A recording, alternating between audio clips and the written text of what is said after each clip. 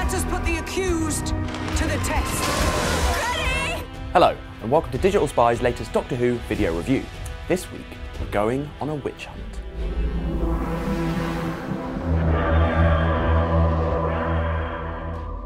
The Witchfinders takes us back to 17th century Lancashire, where everything from a bad harvest to mental health problems was blamed on the supernatural.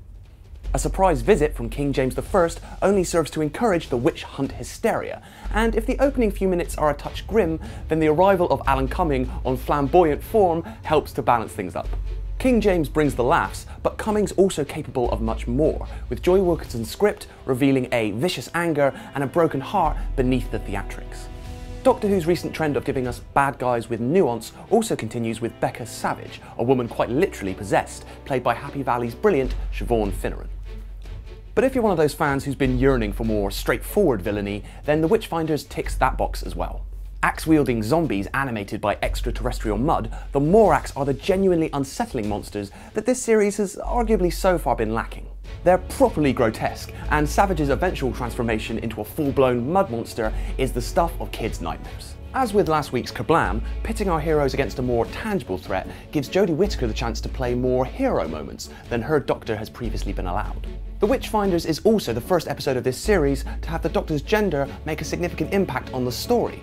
Even before she's branded Satan's acolyte, the Doctor faces sexism from all sides. One line of dialogue here rings true on more than one level. The Doctor says, "If I was still a bloke, I could get on with the job and not have to waste time defending myself." Ain't that the truth?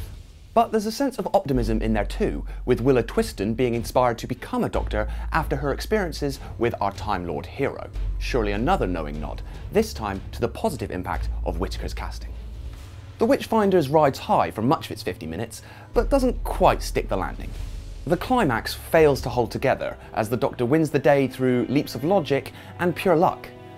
How exactly did the Doctor know that smoke from the tree would be toxic to the Morax? And why exactly does one quick poke from her flaming torch send every last one of the aliens back to their biomech prison? A slightly frustrating finale is the only real black mark against this episode though. The Witchfinders is a fun and frightening story, one with more than a little bit of magic about it. Now then, on to this week's big Doctor Who questions. Number 1. Will King James I return?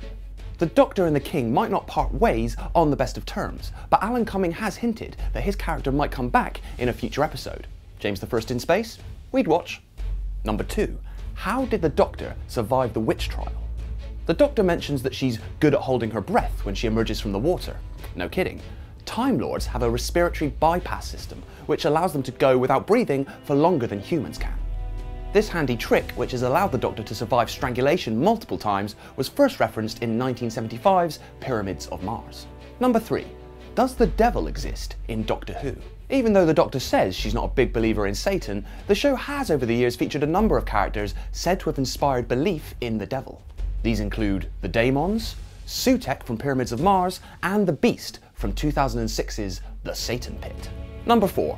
When did the Doctor meet Houdini? The Doctor claims in The Witchfinders that she learnt to be an escape artist from Houdini, and the 4th Doctor previously broke free from a Turk's head knot in 1975's Revenge of the Cybermen, again using a trick taught by Houdini.